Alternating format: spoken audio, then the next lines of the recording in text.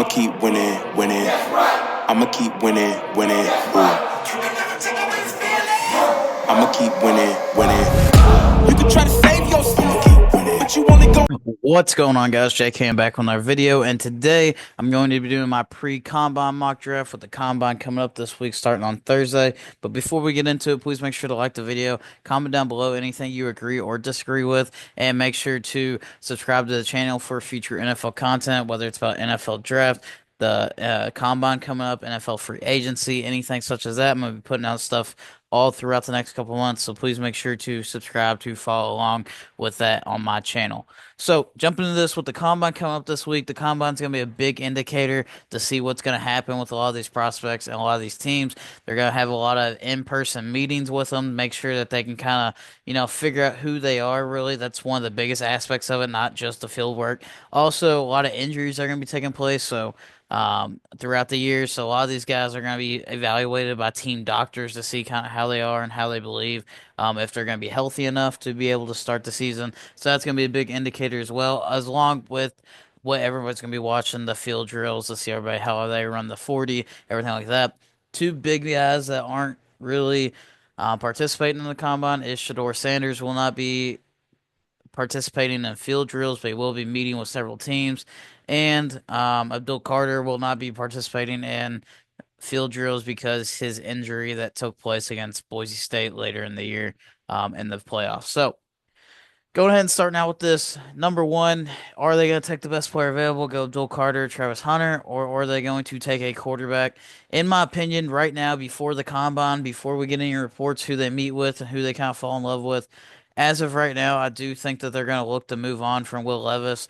Now, there's been a lot of reports saying that they're going to stick with Will Levis maybe and kind of just take best player available. I think at this point of the year, you're sitting there number one. You never know when you're going to be number one again. You don't pass on a quarterback if you believe in them. And I think that they're going to take Cam Ward, and Cam Ward's going to be the best quarterback in this class. I think I have him way over Shador Sanders. He's more of that playmaker. He just goes out, has a huge arm, makes a lot of plays with his feet, and he's able to have pretty good ball placement for a guy that's supposed to be somebody that's going to take a couple of years to progress and not have it all, with him right now. He does need to cut down on turnovers a little bit. So, it really just depends on that and how he's able to be developed. I think Brian Callahan's going to want to get his guy, and he's going to end up taking Cam Ward. So this is what I think will happen, based on what I think before the pre-combine. And at number two, Myles Garrett still has not been traded, so they're still working on that. It's really going to depend. The Cleveland Browns might end up having multiple first-round picks in this class with the Myles Garrett trade. He's probably going to go for at least one first-round pick, maybe even two. In this draft. So it really just depends on what they trade him for. I think that they're going to look to go best player available, and they're going to go Abdul Carter, who is arguably him or Travis Hunter is the best player in this class. And Abdul Carter is more that Micah Parsons build. He's going to be end up replacing Myles Garrett as a true edge rusher. He did play a little bit linebacker and edge rusher at Penn State. In the NFL, once he got that pure pass rushing ability at Penn State, he was able to put it all together and dominate college football this year and be one of the best players in college football. So, Cleveland Browns, they're going to go the veteran route for a year, wait till next year to get quarterback, especially with that horrible Deshaun Watson contract that they got going on. And they're going to end up taking Abdul Carter.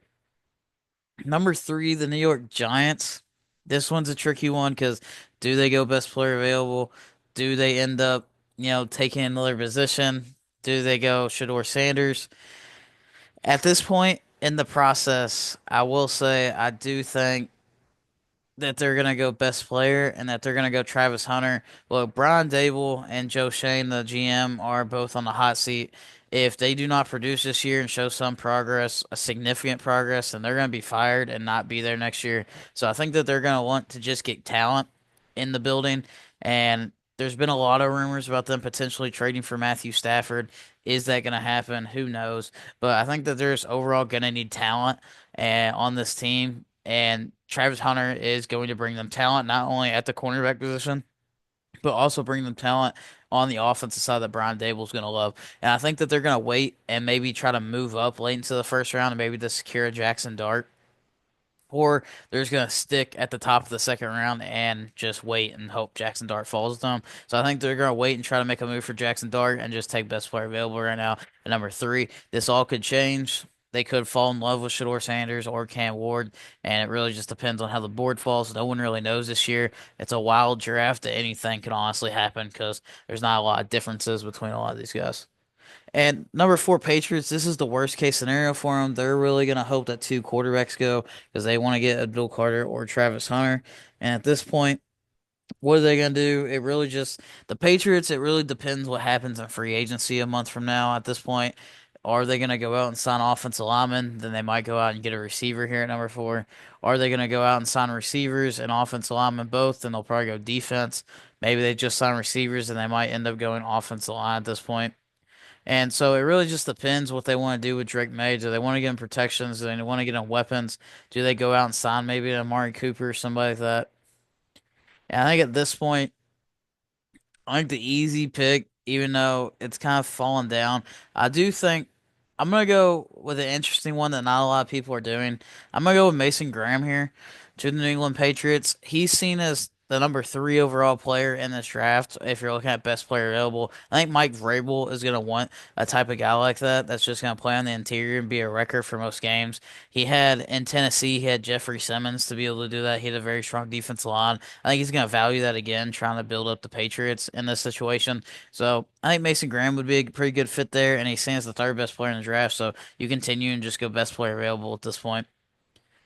The Jaguars, they do need a lot of help. They need interior defensive line, but Mason Graham just went off the board. They also need corner and they need offensive line. And, with Liam Cohen in there, who knows what they're going to do. If Tedero McMillan's on the board, so they could end up going him and try to get, kind of like a Mike Evans replacement there to match up to get with Brian Thomas to get weapons for Trevor Lawrence. They could end up trying to get protection for Trevor Lawrence and go with tackles because their offensive line definitely needs an upgrade. I feel like they need more of an upgrade on the interior.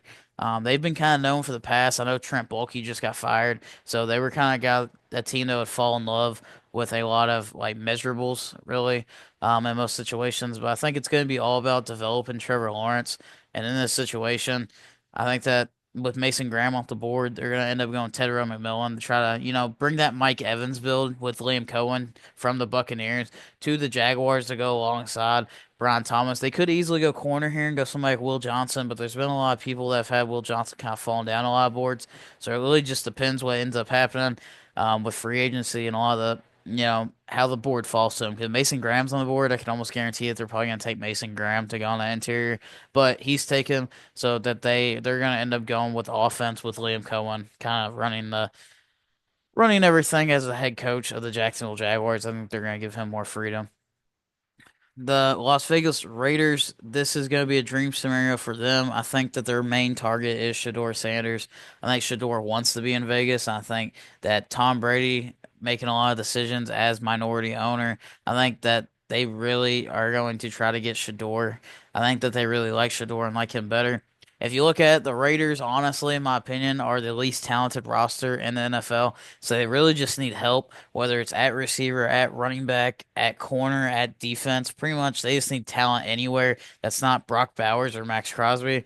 And I think that if Shador falls in their lap here at six, that's definitely who they're going to end up taking. And New York Jets, this is a very interesting situation. You don't take quarterbacks, so they'll probably wait on that.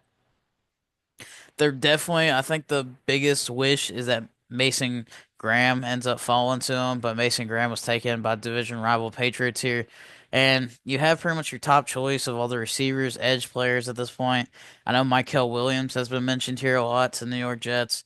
But I think in this situation, I think they're going to try to get weapons and set up whoever's going to be the future quarterback in next year whenever they settle that out. I think Tyrod Taylor, in my opinion, or Justin Fields is going to end up being the starter for a year or two. I think that they're going to try to set him up with weapons and set him up with Tyler Warren, who was one of the best players in college football last year. He is kind of like that George Kittle type build, but he did everything for Penn State. He lined up at Wildcat quarterback, received, blocked, and he's more of that hand in the dirt at the end of the line scrimmage type tight end that's going to do both, end up blocking and receiving. So I'm gonna go with Tyler Warren here to the New York Jets just to add another weapons to that offense to try to get it a little bit off Garrett Wilson and make Tyrod Taylor or Justin Field, whoever's the starting quarterback, life a little bit easier for next year. Number eight, the Panthers. You got a lot of guys still on the board. You got Will Johnson here. You have your pick of the litter, pretty much all the edge rushers. And with this, do you get somebody? I think they're definitely going to look to upgrade the defense. And with Will Johnson on the board, I think they're going to go with the top corner to pair up with J.C. Horn. They could end up going with edge here, but I think with Will Johnson on the board, it's just too much to pass up on. And they definitely do need help on that defense. They pretty much lost a lot of their games. Bryce Young ended up coming up to his own there at the end of the year. They just couldn't get a stop to save their lives to pretty much help out that offense. And I think that they're going to look to upgrade it, whether it's with the edge, whoever's the top player on their board. Will Johnson has had a lot of injury concerns, so after the combine, his stock could be affected by a whole lot because a lot of teams get in there and they see him constantly being injured and they end up getting a bad report from their team doctors, then a lot of teams are going to end up shying away from him and not taking him. So he is a potential guy that could fall down the board here, but after the combine, but at this point before, he's still a top 10 player in my opinion. So the Carolina Panthers just pretty much take him at 8. The New Orleans Saints, they're looking here. They could look at wide receiver. Tedero McMillan's off the board. They could end up looking edge. They could look tight end. They could look several places here. I'm gonna end up going Mike Green here for him, and with him being an edge piece, I think that they really just need to get more talented on the defense and just get younger in general. I think that they could go offensive line here as well. I think their main two picks are either going to be edge or offensive line. They could go somewhere with the Kelvin Banks or Will Campbell here. That's really the two pieces that I think. Really just depends where they go. They're just an older team that's in pretty much salary cap hell, so they just need to get younger and get better players to be able to go in there and make an impact on that Saints team. They're definitely gonna be looking to move on from Derek Carr probably in about a year or two, so they're definitely gonna be preparing for that. So they're just gonna go best player and try to upgrade that defense. Go Mike Green. Number 10, the Chicago Bears. I do think. This is another team kind of like the Patriots. It really just depends what happens in free agency. Are they going to go out and sign a bunch of linemen? Are they going to go out and sign defense linemen? It really just depends there what they do. I think that they're going to end up attacking offensive line in free agency. So then it sets Ben Johnson up, just take the best offensive player on the board for them, or maybe even an edge piece. I would see the Bears honestly as a trade down candidate if I was doing trades, but haven't done any trades yet in any of my mock drafts. This is a weird year where every team has their own first round pick this year.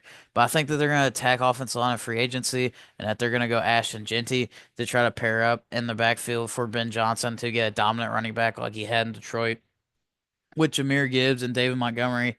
And I think that they're going to end up trying to sign like a Trey Smith or somebody in free agency. The San Francisco 49ers, they definitely need trenches, whether it's defensive line or offensive line. And I think that they're going to go with the number one tackle on my board. A lot of people have Will Campbell. In my opinion, the number one tackle in this class is Kelvin Banks.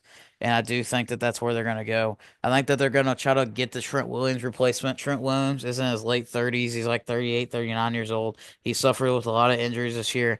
And I think that they're going to take an offensive lineman to either play guard for a year or just take over for Trent Williams. It really is just going to depend if he's healthy or not. If he comes in and he's not healthy, then they're just going to start at left tackle right away and kind of be, that main guy that ends up stepping up and taking over for Trent Williams in the future. The Dallas Cowboys need several spots too. I think that they're going to end up re-signing Rico Dow, so I don't think that running back's going to be kind of in play here. I do think they need to upgrade their defense to help out Micah Parsons, whether it's edge or interior. You have a lot of the edge guys still on the board here. But I'm going to take an interior defense lineman and Walter Nolan. He's one of my favorite players in this class. He's a pure pass rusher from the interior. He does both stop the run and he's that pure pass rusher. He rose up his stock a lot at the Senior Bowl, and he's someone that pretty much won every single one-on-one at the Senior Bowl and showed his dominance and was able to rise his stock to pretty much a mid-first rounder from late first round. So I think that's really what the Dallas Cowboys need in this situation. And with this one, with a lot of the offensive linemen falling, the Miami Dolphins are going to look to try to keep Tua upright and try to keep him healthy. A lot of times I like to have Armand Membu here, but with Will Campbell still on the board, I think that they're going to end up taking him with him falling a little bit in this class. And with a lot of the offensive linemen kind of going down, they're going to look to pretty much try to keep Tua healthy. And I think that they're going to look to go offensive line, whether it's Armand Membu on the board or a Tyler Booker, somebody like that, like etc. The Indianapolis Colts, I feel like that they're really hoping Tyler Warren falls to them, but they also need help on edge and at the safety spot. One of the popular picks used to be Malachi Starks here, but he's kind of fallen down a lot of boards.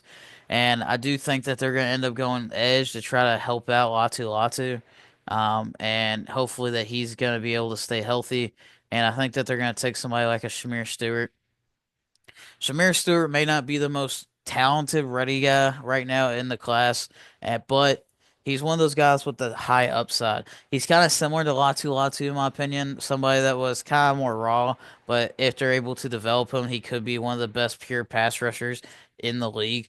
And I think Shamir Stewart is going to go, he's not as ranked as high as some of these guys, but I think he is going to go higher than some of these guys just because of that potential that he has, and he has one of the highest potentials in this class.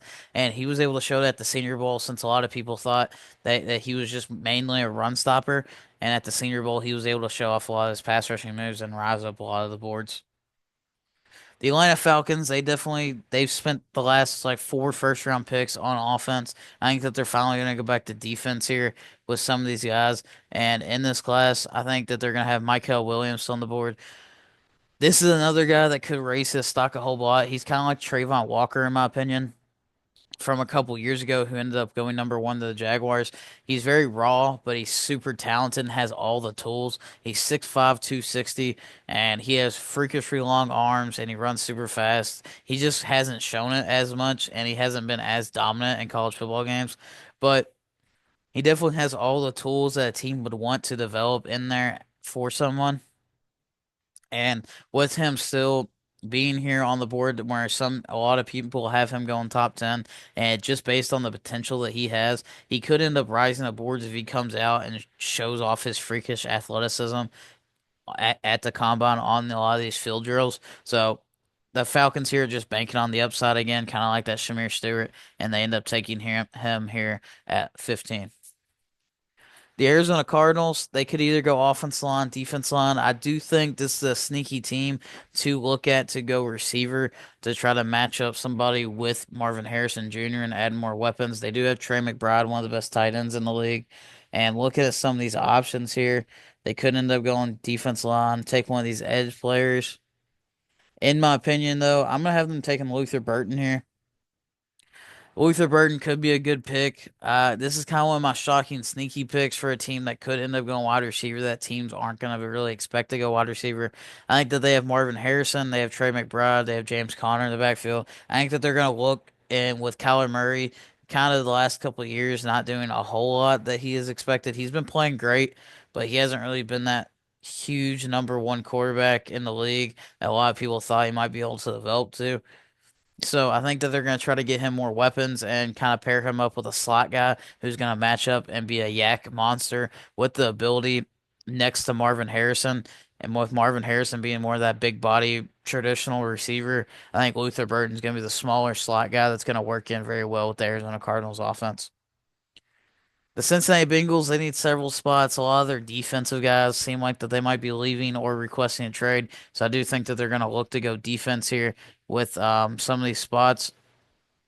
There's definitely several defensive players on the board that the Cincinnati Bengals would absolutely love.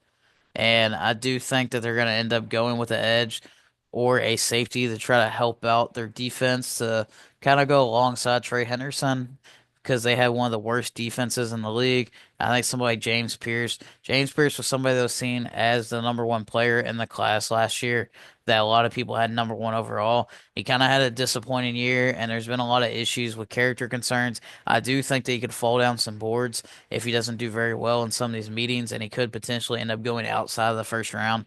But at this point, they need somebody just to add talent to that defense because with it being one of the worst in the league, and I think that they're going to end up franchise tagging T. Higgins and trying to keep that offense intact mostly, and then just try to upgrade the defense in the draft and free agency. The Seattle Seahawks, they definitely need help on the interior of the offensive line at guard, or potentially someone to end up going and taking over at tackle. And I think somebody like that is Armand Membu with that flexibility to be able to go in there and, just help out and play guard if he needs to. I think he's kind of like that Elijah Vera Tucker build. He's going to go in and start at guard. Or if Abraham Lucas continues to struggle and not play well, he's going to end up bouncing out to right tackle to replace Abraham Lucas, depending on how it is. I think Armand Membu's kind of like kind of who Seattle would be the dream scenario for them. Somebody that's going to play guard and step in there if Abraham Lucas plays well. And if Lucas ends up coming out and struggling, not playing very well, he's just going to bump out the tackle and replace him.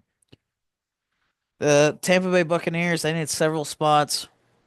I think somebody like a Jalen Walker is going to be a perfect fit for them. Somebody that I think is going to be a pure pass rusher, but I think Todd Bowles is going to be more creative with them and be able to have that creative mind on the defensive side with Jalen Walker, and he's going to either be an edge rusher most of some of the times, but I think he's also going to end up using him kind of in that outside linebacker, maybe even inside linebacker role that he kind of played more at Georgia. And I think he's going to use him kind of just in that area. He's kind of like a positionless player, kind of like an Isaiah Simmons, who's more of a safety linebacker. But Jalen Walker is going to be more of that edge rusher linebacker build that's going to fit very well in that Tampa Bay defense. That they really just lost a lot of guys from them being older.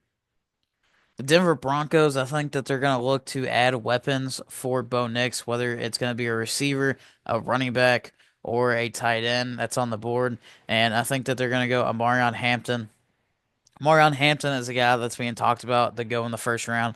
This is a loaded running back class that is a historically has value in it, and I think Daniel Jeremiah even had three running backs going in the first round. I do think we're going to see multiple running backs end up falling up, rising up a couple of boards and end up going in the first round. I think Marion Hampton, somebody that's not really talked about as much. I think he's a lot closer to Ashton Genty is what people think. Um, so he's definitely a lot closer to a lot of these teams as well, and he's going to kind of go in the first round there. The Pittsburgh Steelers, I think that they're going to try to retain Justin Fields. They could end up looking at receiver here and taking receiver.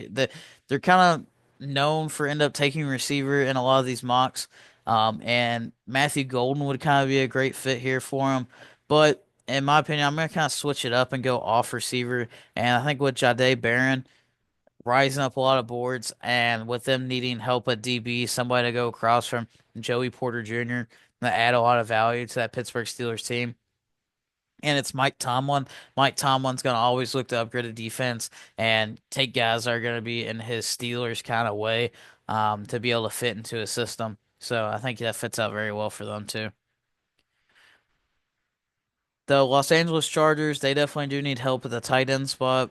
And I think that this is a great fit for them. Jim Harbaugh guy, Colson Loveland is somebody that's seen that could go even higher than this, but he was recruited by Jim Harbaugh. He's more of that Brock Bowers build that's going to line up in the slot and be a pretty favorite target for Justin Herbert at this point. And Justin Herbert just needs more weapons. He needs more of a wide receiver help. He has Lad McConkey out there, but I think that Jim Harbaugh is going to go out and get more of a Jim Harbaugh guy that he recruited a couple of years ago and get Colson Loveland to come in and help out Justin Herbert.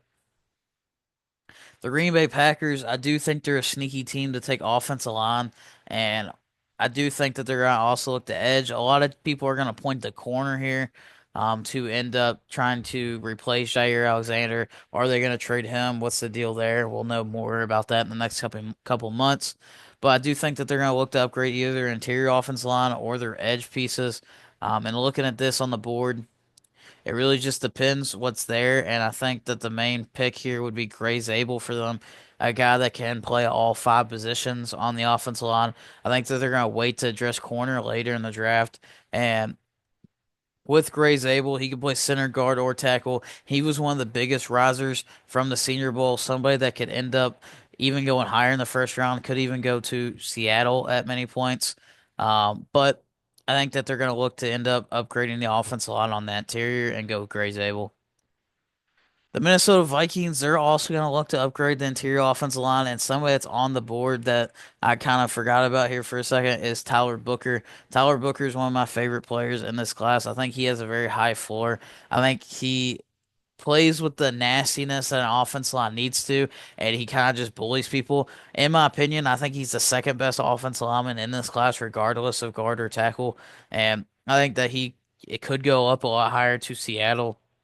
I think he could even go to somewhere like the Bears, but in this scenario, he ends up falling down a lot of boards here.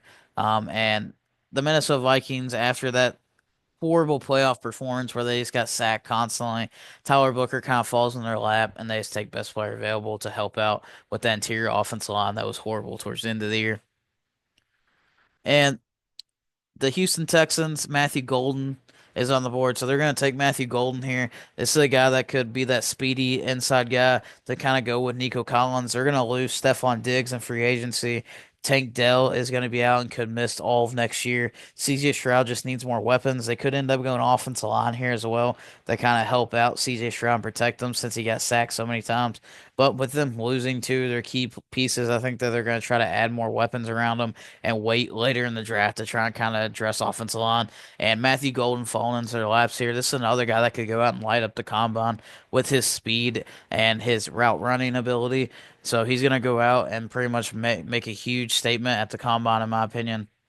And the Texans are going to take him here at 25 to go across from Nico Collins. At 26, the Los Angeles Rams. There's been reports that they could end up trading Matthew Stafford. There's been reports that they could end up trading Cooper Kupp. But until that actually happens, their pick's not going to change much. If they do end up trading Matthew Stafford, this could be a team that could look for Jackson Dart here at 26. So that would be a very interesting dilemma that could happen. But I think that they're going to end up going offensive line and go Josh Simmons. Josh Simmons is someone that ended up getting hurt. He played the first 6 games and ended up missing the rest of the season. But he's someone that could have been offensive tackle number one in this class if he stayed healthy. But what kind of hurt him is that obviously he had that knee injury, so how the medicals are going to be for him for at the combine. But also that Donovan Jackson, his backup dude that played guard, they bumped him out the tackle and he played just as well. So that didn't really look the best on him. But it's you can't really control that at many points. The Baltimore Ravens are on the clock here at 27, and there's several different pieces that they could look to, and I'm going to have them taking Nick Scorington. This is a guy that was at Vanderbilt last year, and at Vanderbilt he had 15 sacks and had a crazy year. And then at Texas A&M, he ended up kind of falling off a little bit. He's a very good run defender at edge and makes very good decisions, but he also only had 5 sacks this year at Texas A&M. I think really what's going to get him is the upside. You know the type of player you're going to get. He's a high floor guy, but is the upside there is going to be the question for a lot of these NFL teams. So I think he's going to fall down the boards a little bit and go here. Detroit Lions is another team that you think about them and you don't necessarily think that they could end up needing offensive line, but Kevin Zeitler's leaving a free agency, so they definitely need an interior piece, a guard or a tackle if somebody ends up falling to him. But I don't necessarily think that someone is going to fall to him. And definitely on this board, all the offensive linemen have kind of been picked. So they're going to look to go kind of other areas. Are they going to keep Za'Darius Smith? Who knows? But I think that they're going to look to upgrade that defensive line. They have a couple free agents on the interior defense line as well. And Derek Harmon, one of the best pass rushers on the interior here, falls into their lap. They're going to pretty much just get someone to kind of help them out with that defensive line to kind of make more way and kind of just draw attention away from Aiden Hutchinson. I think that they're going to bring back Za'Darius Smith and kind of pair those guys up again. And they're going to look to just add more for on the defensive front to kind of just take away blockers from those two edge piece guys and kind of just wreak havoc on the interior. The Commanders, they had one of the worst run defenses in the NFL. They could need cornerback help. They could need safety help. I think some of these cornerbacks are going to fall down the board just because a lot of them were injured and had a lot of injury issues throughout the year. So I think that they're going to fall down the board quite a bit. And I think that they could look to upgrade their interior defense line or their secondary. And I think with Malachi Starks here on the board, they're going to look to upgrade their secondary with Dan Quinn. Dan Quinn's always looking to upgrade that defense, and he's kind of always just looking for the most naturally talented, like he did with Micah Parsons whenever he was defensive coordinator there. And with Malachi Starks falling down the board, I could see them end up looking for somebody like Emeka Egbuka with him on the board here, but I think Malachi Starks is just the better overall player that's been falling on the board, and they're just looking to take best player available. The Buffalo Bills, they need help on the interior in the trenches and on defense. They need help at corner. They need help interior defensive line. I think with Kenneth Graham on the board here, he is someone that could be seen as one of the best defensive linemen in this class. Okay, playing next to Mason Graham, he was able to kind of get a lot of solo blocks, and I think that he's going to end up going later in this first round. And the Buffalo Bills need to be able to get more interior to be able to stop the run against somebody like the Chiefs that they need to beat. So they're going to look to pretty much beef up the trenches. The Kansas City Chiefs, at this point, the offensive line has fallen. Josh Connerly still on the board. So I think that they're going to look to pretty much try to get their franchise tackle. Jawan Taylor played awful last year. They had to move Joe Thuney out to left tackle. And I think with them taking Josh Connerly, he would end up coming in and starting. And then they can move Joe Thuney back to the interior, back to guard. They're probably going to lose Trey Smith, so they definitely need all the offensive line help that they can. And Josh Connerly just kind of falls into their lap in this situation. And they pretty much hopefully get Patrick Mahomes some protection that he needs after the Super Bowl. And then the Philadelphia Eagles, they could use an edge rusher. Josh Sweat is going to be leaving in free agency probably. He's going to get paid some other place. But Jahad Campbell's still on the board. I think that they're just going to kind of fall into the Eagles' lap here. Nakobe Dean struggled a lot with injury, so they're going to look to have somebody step in and just be a rotational guy kind of in there, that linebacking core. They have one of the most talented rosters, so I think Jahad Campbell is a pretty perfect fit there for the Eagles. So this is kind of the recap as I scroll up and down on the draft. There's a lot of interesting. This is pre-combine. A lot of this is going to change throughout the next couple months. A lot of guys are going to rise and fall just from the combine alone. That we're going to see, hear a lot of reports that certain teams love a lot of certain guys that they interview with. So it really just depends how it's going to end up falling this week, and next week's mock draft could be totally different.